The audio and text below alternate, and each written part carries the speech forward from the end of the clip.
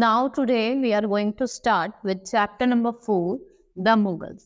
16 to 17 century, जो मुगल का period था वो 16 से 17 सेंचुरी का था। ठीक है, उन्होंने रूल करा 16 टू 17 सेंचुरी। ठीक है, सबसे पहले कौन आते हैं? बाबर आते हैं, फिर हुमायूं आते हैं, देन आफ्टर दैट अकबर। ठीक है, उसके बाद अकबर आते हैं, देन जहांगीर, शाहजहां, औरंगजेब, फिर लेटर मुगल की बात करेंगे। ठीक है, लेटर मुगल में फिर हम सक्सेशन करेंगे, मुगल एडमिनिस्ट्रेशन करेंगे, मनसबदारी सिस्टम एंड रेवेन्यू सिस्टम और कुछ एग्रेरियन रिलेशंस पढ़ेंगे। ठीक है, अब हम स्टार्ट करते हैं चैप्टर को। इसमें हम मुगल का इन्वेजन्स पढ़ेंगे। 1525 में जब Lodhi ruler ruled over most of the North India, but there also emerged many independent and semi-independent kingdoms. India was divided, and there was no strong central authority which could unite these fighting forces. Ibrahim Lodi, the Sultan, was highly unpopular. He had no one to support him or to take favor of him. जो इब्राहिम लोदी थे वो highly unpopular थे, उनको support करने के लिए कोई नहीं था। ठीक है, ऐसा कोई भी नहीं था जो उनको सपोर्ट करे और उनको क्या करे, इनकी हेल्प करे। ठीक है, his own nobles and various small kings united and turned against him. दौलत Khan Lodhi, Afghan ruler of Punjab, and Rana Sanga, the Rajput ruler of Mewar, thought of using power to help them to overthrow Ibrahim. ठीक है, इन्होंने देखो क्या करा, दौलत खान लोधी और आपके राणा संगा ने इनको, मतलब जो इनके जो रूलर्स थे वो भी इनका साथ नहीं देते थे। ठीक है, तो जो राणा संगा थे एंड दौलत खान लोधी थे, इन्होंने इनको यूज करा। ठीक है, और इनसे क्या ली, हेल्प ली। ठीक है, और बाबर की हेल्प लेके उनको क्या करा, ओवरथ्रो इब्राहिम लोधी को वहां से ओवरथ्रो कर दिया। ठीक है, किसकी हेल्प लेके? बाबर की help. They invited Babur to invade India and fight against Ibrahim Lodi. It was wholly of their part, and Babur decided to stay back in India, unlike other invaders who, after plundering, went back to their motherland. ठीक है, इन्होंने क्या करा, दोनों ने, राणा संगा ने और दौलत खान ने, बाबर को कहा कि तुम आओ इंडिया और इब्राहिम लोदी से लड़ाई करो। इन्होंने इनकी लड़ाई करवा दी। ठीक है, और फिर बाबर ने डिसाइड करा कि अब मैं इंडिया में ही रहूंगा और फिर प्लंडर करूंगा। प्लंडरिंग करने के बाद फिर क्या होता था, रूलर अपने मदरलैंड में वापस चला जाता। तो वही चीज इन्होंने करी, बाबर को बुला लिया, लड़ाई करवा ली, अपना काम करवा लिया। ठीक है, यही इन्होंने क्या करा, इन्होंने एक चाल खेली। ठीक है, आपको पता होगा दौलत खान लोधी तो अफगान रूलर थे और राणा संगा राजपूत रूलर थे। ठीक है, इन्होंने किसकी हेल्प से? बाबर की हेल्प से इब्राहिम लोधी को बाहर भगाया। बाबर 1526 से 30, इन्होंने 4 साल 1526 से 1530 में रूल करा। जहरूद्दीन Mohammad Babar was born in 1483 in Fergana, small principality. When he was only 12 years, he became ruler of Fergana. जब वो खाली 12 साल के थे तभी वो फेरगाना के क्या बन गए थे, रूलर बन गए थे। ठीक है, इनका जन्म भी यही हुआ था फेरगाना में। Babar came to India on an invitation from Daulat Khan Lodi and Rana Sanga. They thought that Babur would raid this area and return to Kabul with booty. But when he occupied part of Punjab, they turned against him. देखो, बाबर जो India में आए थे वो किसकी invitation से आए थे? दौलत खान और राणा संगा के इनविटेशन से आए थे। उन्होंने वो सोचा था कि इन्हें बुलाएंगे, ठीक है, और इनसे रेड करवाएंगे और फिर इनको भगा देंगे। लेकिन हुआ क्या कि जब ये क्या करने लगे, बाबर कैप्चर करने लगे नॉर्थ पार्ट को, पाकिस्तान वगैरह को, तो ये दोनों के दोनों जिन्होंने इनको इन्वाइट करा था, राणा संगा और दौलत खान, दोनों ही इनके खिलाफ खड़े हुए। ठीक है, और इनको भगाने की कोशिश करने लगे। Main events of Babur reign. Babur defeated Daulat Khan and reached Delhi to face Ibrahim Lodi. Babar ने क्या करा, दौलत खान को डिफीट करा और दिल्ली पहुंच गए। किसको हराने? इब्राहिम लोदी को। On 21 April 1526, both the armies met in the Battle of Panipat. Babur defeated and killed Ibrahim Lodi in the first Battle of Panipat, proved decisive as its end the Lodi dynasty and established the Mughal rule in India. देखो फिर क्या हुआ, 21 अप्रैल 1526 में first battle of Panipat होता है, जिसमें बाबर जो होता है वो इब्राहिम लोदी को हरा देते हैं। उनको हराने से तो क्या होता है, लोधी डायनेस्टी तो एंड पे आ जाती है और क्या होता है, मुगल रूल का स्टैब्लिशमेंट स्टार्ट हो जाता है इंडिया। ठीक है, Babur captured Delhi and Agra. The next year he went to fight to another hectic war with the ruler of Mewar, Rana Sanga. उसके बाद जब वो दिल्ली और आगरा को कैप्चर कर लेते हैं, ठीक है, बाबर ने क्या करा, दिल्ली और आगरा को कैप्चर कर लिया इब्राहिम लोदी को मार के। फिर वो दूसरा बैटल जिसे हम 1526 में तो बैटल ऑफ पानीपत हुआ था, फिर वो बैटल ऑफ खानवा जो 1527 में वो राणा संगा के साथ लड़ते हैं, ठीक है, किसके साथ, राणा संगा के साथ लड़ते हैं। And the battle of Khanwa, Babur defeated Rana Sanga.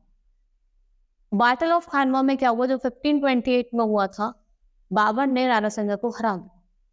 उसके बाद होता है बैटल ऑफ चंदेरी जो 1528 में होता है। इसमें रूलर ऑफ मालवा जो मंझिनी राव थे वो कैप्चर कर लेते हैं मालवा। देन 1528 में ही also defeated Afghans and battle of Ghaghra, ठीक है। ये तीनों आपको जो तीनों मैंने अभी आपको लड़ाई बताई है, 1526 में बैटल ऑफ पानीपत, 1527 में बैटल ऑफ खानवा, 1528 में बैटल ऑफ चंदेरी और 1529 में क्या हुआ, battle of घाघर।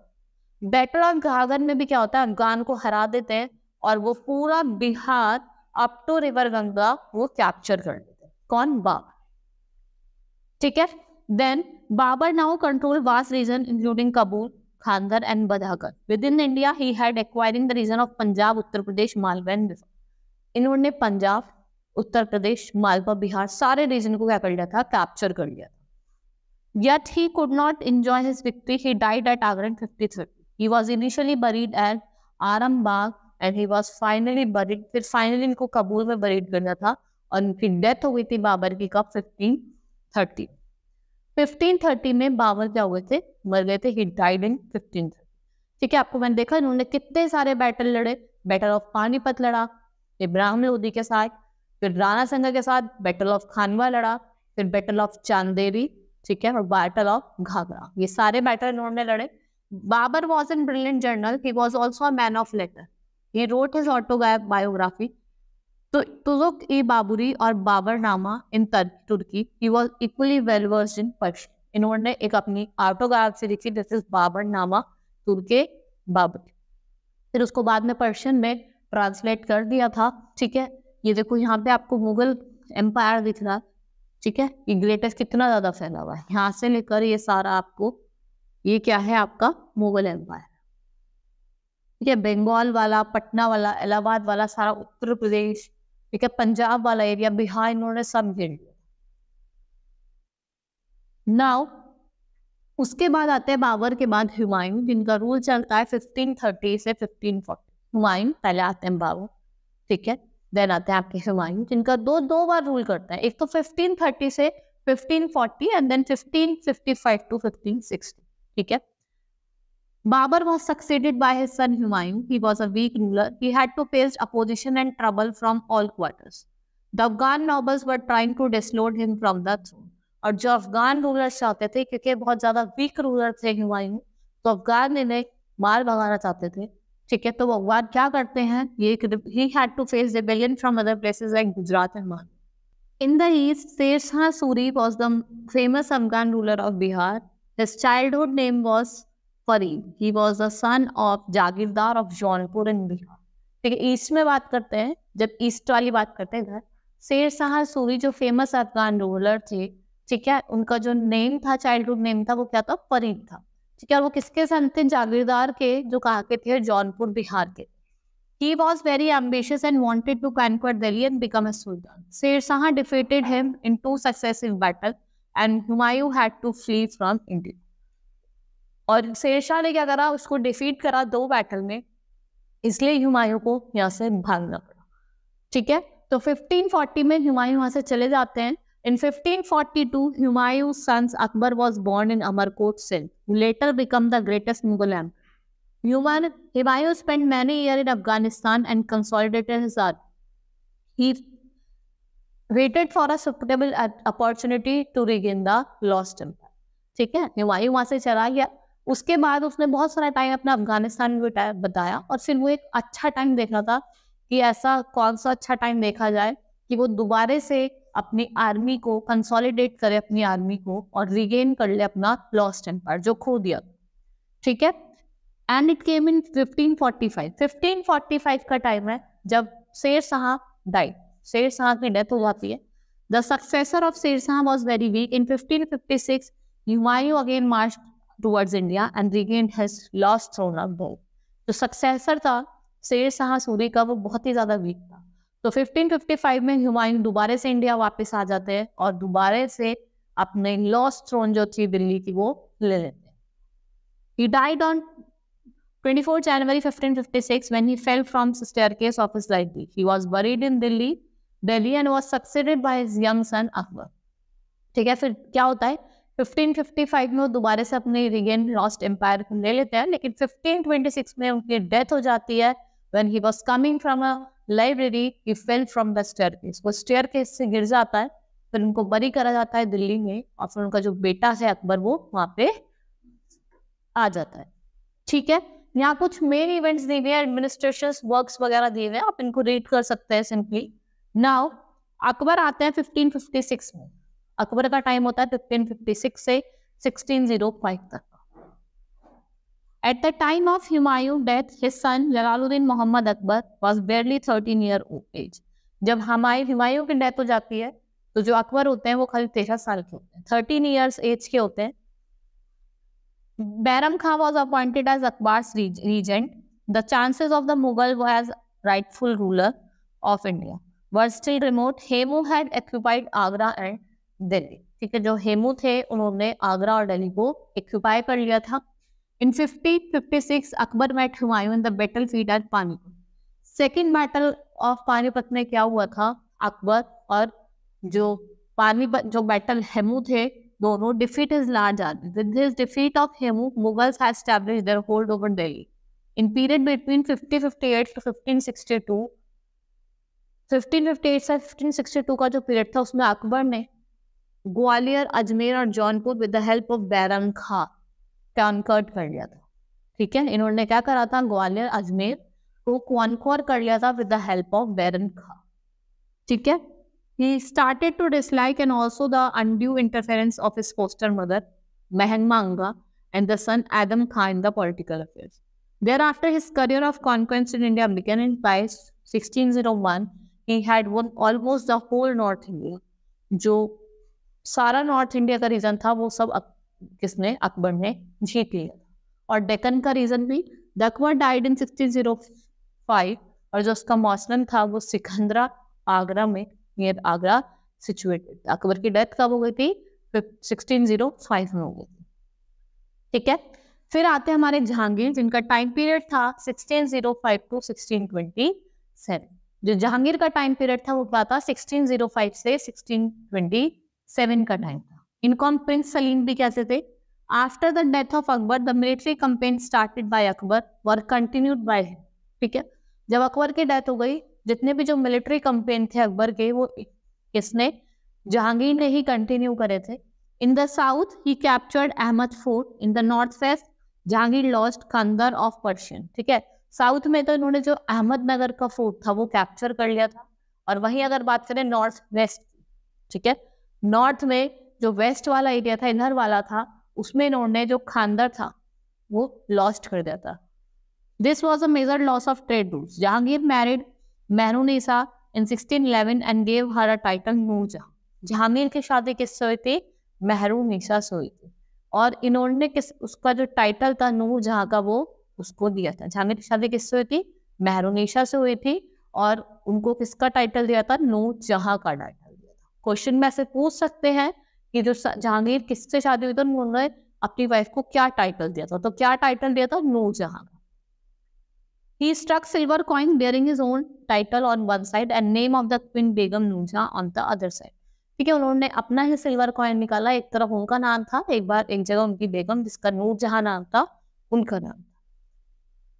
On the other side, she remained extremely loyal and supportive to monarch. Noorjahan ruled his empire when he was addicted to wine and opium. जब Jahangir addict हो गए थे wine को, ओपियम को, तो नूरजहां ने अपने एम्पायर को रूल करा. ठीक है, he also maintained a good relationship with Rajput. He followed the principle of Sulh-e-Kul established by Akbar. And then Jahangir died in 1627. क्योंकि जो जहांगीर है वो वाइन वगैरह अफीम वगैरह लेने लगे थे, तो नूरजहां ने अपना एम्पायर संभाल लिया था, वो रूल करती थी. और फिर 1627 में जहांगीर की डेथ हो गई. After Jahangir Shah Jahan rule from 1628 to 50, 28 से 58 शाहजहां ने रूल करा. After Jahangir that his son Shahjahan ascended the throne. He was a kind ruler. He faced revolts in Bundelkhand and Deccan. ये बहुत ही ज्यादा काइंड रूलर थे. इन्होंने वॉर बुंदेलखंड में और आपके डेक्कन में बहुत सारे रिवोल्ट फेस करे. Although he was able to put down rebels in Bundelkhand, he had to face lot of problem in the south.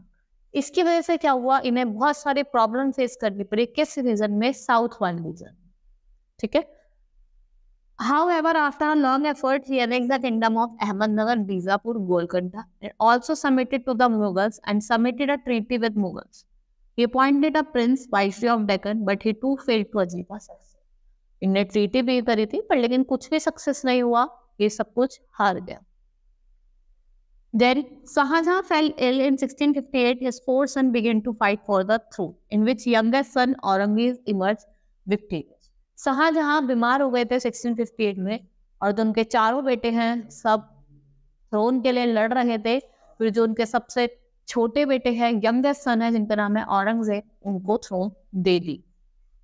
Shahjahan passed the rest of his life in the fort looking at the Taj Mahal, built in the memory of his Begum Mumtaz Mahal. He died in 1666 and was buried alongside in his wife in Taj Mahal. फिर शाहजहां को उनकी wife के बराबर में ही ताजमहल में buried कर दिया गया. ठीक है. Then afterward his youngest son जिनका नाम था औरंगजेब, वो रूल करते हैं 1658 से 1707. Aurangzeb ascended the throne in 1658 after a bloody war of succession. During his reign, Mughal Empire expanded the largest single state, India. By the end of 17th century, it stretched from Kashmir in the north to Karnataka in the south, and from Hindu Kush in the west to Chittagong in the east. ठीक है, कश्मीर से लेकर Karnataka north to south और आपका हिंदू कुश से लेकर waste में तो चिट्टांग. चिट्टांग कहाँ लाया करता था? आपका ईस्ट की तरफ. ठीक है. Aurangzeb entire region of about 50 years was devoted to ceaseless war in different parts of India. 1663 में he defeated Ahoms in the northeast. अगर हम बात करें 1663 में इन्होंने Ahoms जो थे नॉर्थ ईस्ट में उनको डिफीट करा और इसने बहुत सारे वॉर लड़े. ठीक है. And he was totally devoted to ceaseless war in different parts of India. During the first half of his reign, he dealt directly in North India affairs, but during the second half of his reign, he tried to crush the growing power of Maratha in the Deccan. Bijapur was annexed in 1685 and Golconda in 1687. Aurangzeb क्या करते हैं? बीजापुर और गोलकोंडा को annex कर लेते हैं and afterward he died in 1707. ठीक है. and 1707 में उनकी डेथ हो जाती है after he captured Golconda and Bijapur. Aurangzeb had several outstanding qualities such as courage, patience, vitality, but he was short-sighted. He gave up Akbar policy of religious tolerance. जो अकबर की policy थी religious tolerance की, उन्होंने give up कर दी. ठीक है. His policy of short-sightedness paved the way to the decline of Mughal Empire. फिर धीरे धीरे क्या होने लगा, जो इनकी पॉलिसीज वगैरह थी उससे क्या हुआ, मुगल एम्पायर का डिक्लाइन होने लगा धीरे धीरे. His successors were weak and inefficient and pleasure-loving. This led to breakup and collapse of empire and advent of British who ruled India for nearly 200 years. ठीक है. क्या होने लगा, मुगल्स का जो रूल था वो डिक्लाइन होने लगा और जो ब्रिटिश थे वो उनका इंडिया में आना शुरू हो गया. Advent of British who ruled in India. कितने साल उन्होंने रूल करा? 200 years रूल करा. Now, later Mughals, after the death of Aurangzeb, there was war of succession. Prince Muazzam, under the title Bahadur Shah, became ruler. He was followed by Jahandar Shah, Farrukhsiyar and Muhammad Shah. They were weak Mughal rulers. It was during the reign of Muhammad Shah, Nadir Shah, Emperor of Persia, जो emperor थे Persia के और अफगानिस्तान के, वो इन्होंने InvIT करा India में कब? 1739. He ordered a general massacre and plundered the city of Delhi, leaving it completely ruined. उन्होंने क्या करा, जो सिटी ऑफ दिल्ली थी उसको प्लंडर करा और उसको ऐसी छोड़ दिया. ठीक है. he took away rich treasures including famous peacock throne of Shahjahan and Cornwall diamond. उन्होंने क्या करा, जो peacock throne थी वो भी, और जो फेमस डायमंड था उसको लेके वहां से चले. The rule of subsequent Mughal king Ahmad Shah Alamgir II, Shah Alam II and Akbar II was in the name. खाली नेम में रहे थे. उसके बाद क्या होगा था, जो मुगल डायनेस्टी है वो एंड पे आ गई थी कब, 1857 with the last Mughal emperor Bahadur Shah Zafar. Taking advantage of this situation, another Afghan general Ahmad Shah Abdali invaded the country several times. Thus, weak rulers were responsible for the emergence of independent kingdom and inviting foreign invasion in the country. और क्या हुआ फिर इनके जाने के बाद foreign invasion country में invite करना स्टार्ट हो गया. ठीक है. Then succession in the Mughal empire. अब हम सक्सेशन पढ़ेंगे. देखो क्या हुआ था, लास्ट में आते आते मुगल एम्पायर का डिक्लाइन होना स्टार्ट हो गया था. ठीक है. The Mughal followed policy of coparcenary rule of inheritance. This means division of inheritance among all the sons. Thus they do not believe in primogeniture rule of succession. Primogeniture is a system of inheritance in which elder son inherits its father. जिसमें क्या होता है, जो eldest son होता है उसको ही अपने father का क्या बनता है, इनहेरिटेंस मिलता है. Next is we will start with Mughal administration. इसके टू कंपोनेंट्स है, the absolute authority of the emperor and the strength of the army. ठीक है, जो इंडियन और पर्शियन दोनों एडमिनिस्ट्रेशन पे ये डिपेंड. जो हमारा मुगल एडमिनिस्ट्रेशन था वो दोनों चीज पे बेस्ड था, इंडियन और पर्शियन सिस्टम दोनों. ठीक है. इसके दो कंपोनेंट्स थे, the absolute authority of the emperor और दूसरा क्या था, the strength of army. The people had a tradition of considering the king as god. He was the supreme commander of armed forces. He also assisted by the other official. The king took special care to the common men. They were heard in the Diwan-e-Alam. Diwan-e-Khas was a hall where other guests were received. दीवान-ए-खास क्या था, एक तरीके का hall था जहाँ पे guest वगैरह को बिठाया जाता. पूछ सकता है दीवान-ए-खास क्या है और दीवान-ए-आलम क्या है, जहाँ पे लोग बैठते थे और हियर करते थे. The officers who helped him in the administration. अब कुछ ऑफिसर्स भी थे मुगल एडमिनिस्ट्रेशन में, कुछ ऑफिसर्स थे जो उनको हेल्प करा था, जैसे वजीर और वकील. मीर बख्शी थे, चीफ सदर और चीफ काजी, दरोगा ए डाक चौकी और दीवान ए तन. ठीक है. अगर हम बात करते हैं वजीर और वकील, ये क्या थे, जो भी इनकम वगैरह, ये इनकम एक्सपेंडिचर और कलेक्शन ऑफ रेवेन्यू को देखते थे. ठीक है. कौन, वजीर और वकील. देयर इज मीर बख्शी, वो आर्मी को और जो मिलिट्री की रिक्वायरमेंट्स होती थी उसको देखते थे. नेक्स्ट इज चीफ सरदार और चीफ काजी, ये रिलीजियस अफेयर्स, एजुकेशन डिपार्टमेंट्स वगैरह में काम करते. नेक्स्ट इज दरोगा ए दवा चौकी, ये पोस्टल सिस्टम. दरोगा ए डाक चौकी. फिर दीवाने ए तन, ये मैटर्स रिलेटेड टू जागीर. कौन देखते थे, दीवाने ए तन देखते थे. The kingdom was divided to subas और provinces and they were placed under charge of subah. जो किंगडम्स है इसको डिवाइड करा गया सूबाज में और प्रोविंसेस में, और उनको प्लेस करा गया under the charge of subedar. The subas were divided into sarkar and that was divided into parganas which consisted of number of village and they were taken care by panchayat. ठीक है. मैं आपको बताती हूँ. देखो, जैसे आपके सूबाज पहले क्या होते थे, हमारे सूबाज होते थे जिन्हें हम प्रोविंस भी कहते हैं. ठीक है. सूबाज डिवाइडेड, इन सूबास को फिर डिवाइड करा गया था सरकार्स में.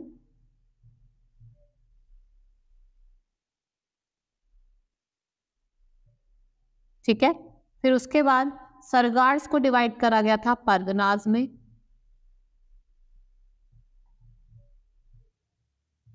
ठीक है. और फिर उनको परगनाज को डिवाइड करा गया था विलेजेस. देखो, सूबेज में जो क्या होते थे, सूबेज में तो सूबेदार होते थे. ठीक है. सूबेज में क्या होते थे, सूबास को जो आप प्रोविंस भी कह सकते हो, उसमें क्या होते थे, सूबेदार होते थे जो लुक आफ्टर करते थे. ठीक है. और फिर आपके सरकार्स को डिवाइड करा गया परगनास में एंड देन इनटू विलेजेस में. और विलेजेस में कौन होते थे, पंचायत. पंचायत होती है ना, आपने देखा भी होगा. ठीक है, ये आपको लर्न करना है, आपके को पूछा भी जा सकता है सुबह, फिर क्या क्या सरकार्स और फिर parganas and villages. Now, mansabdari system. Mansab literally means rank or position. mansabdari system पढ़ेंगे जिसमें mansab का मतलब क्या होता है, rank और position. The mansabdar or holder of his rank enjoyed certain privileges and had to perform certain function. Under mansabdari system, an officer or a noble received the rank or a mansab. जो officer होता था उसको एक rank मिलती थी जिसे हम मनसब भी कहते थे. The smallest mansabdar was in charge of 10 horsemen. जो सबसे छोटा, जो स्मॉल, क्वेश्चन आ सकता है कि सबसे छोटा मनसबदार बताइए जो किसका इंचार्ज होता था, 10 किसका, हॉर्समैन का. The highest mansabdar was the commander of 10,000 और स्मॉलेस्ट तो कितना का होगा, 10 हॉर्समैन का, और जो लार्जेस्ट हो गया, सबसे हाईएस्ट हो गया, वो कितना होता है, 10,000 हॉर्समैन का. ठीक है. The rank above 5,000 were generally reserved for the members of royal family. जो 5,000 वाली जो रैंक थी वो किसके लिए रिजर्व थी, royal family. The mansabdar were transferred from one district to another, then they would not become powerful. ठीक है, मनसबदार को ट्रांसफर करा जाता था वन डिस्ट्रिक्ट टू अदर, जिससे वो ज्यादा पावरफुल ना हो जाए. It is said that they were the world highest salaried person of their time. The weakness of the system was that soldiers were loyal to their immediate master than to an emperor. This was a great threat to the position of ruler. जो ruler होते थे वो बहुत ही ज्यादा truthful होते थे या trustworthy होते थे, लॉयल होते थे हमें अपने इमीडिएट रूलर. ठीक है, और ये सबसे ज्यादा हाईएस्ट रैंक होती थी. Revenue system and agrarian relation. देखो वहां का रेवेन्यू सिस्टम क्या था और एग्रेरियन रिलेशंस क्या था. The tax on agriculture produce was main source of income of Mughal rulers. Peasants paid taxes through zamindars and they were rural elites. जो peasants होते थे वो जमींदार्स के थ्रू taxes पे करते थे और ये rural elites होते थे. जो peasants होते थे वो क्या होते थे, rural elites होते थे. All immediately between king and peasants include local herdsmen, villagers. Powerful chieftains were called zamindars. In this way, zamindars in the Mughal administration collected tax from peasants for the king. ठीक है, जो जमींदार होते थे वो peasants से tax collect करते थे, किसके लिए, अपने किंग के. They were very powerful in the Mughal administration. Akbar brought many reforms to the land revenue system. This revenue minister Todarmal introduced land revenue system that came to be known as Todarmal bandobast. ठीक है, टोडरमल एक land revenue system लेके आए थे जिसे क्या कहा जाता था, टोडरमल बंदोबस्त system. He made a survey of crop yield, prices and the area cultivated between the fields. On the basis of data contained, tax was fixed on each crop in cash. इसमें क्या होता था कि जो टैक्स जो भी collect होता था वो फिक्स्ड होता था हर एक क्रॉप पे. Each सूबा और provinces were divided into revenue. These circle fixed its own revenue rate. This revenue was known as जब्त. हर सर्कल का अपना फिक्स रेवेन्यू होता था जिसे हम क्या कहते थे, जब्त कहते थे. The income from rent revenue was very important to the stability of Mughal empire. This was because Mughal court was the symbol of pomp and luxury. This luxury required more and more money that could be fulfilled mainly by the land revenue. So the peasants were vital for economy of the Mughal empire. जो peasants थे वो बहुत ही ज्यादा vital थे, important थे किसके लिए, आपके मुगल एम्पायर के. ठीक है, in this chapter we have studied about some, ठीक है, जो मुगल रूलर एम्पायर के बारे में पढ़ा, लेटर मुगल एम्पायर के बारे में पढ़ा जिसमें आपके बाबर फिर हुमायूं आते हैं. ठीक है, फिर उनका सन आता है. ठीक है, आपको समझ में भी आया होगा. फिर मैंने आपको बताया था कि कैसे प्रोविंसेस को डिवाइड करा था. ठीक है, सूबेस को परगनास को विलेजेस में हमने पढ़ा है.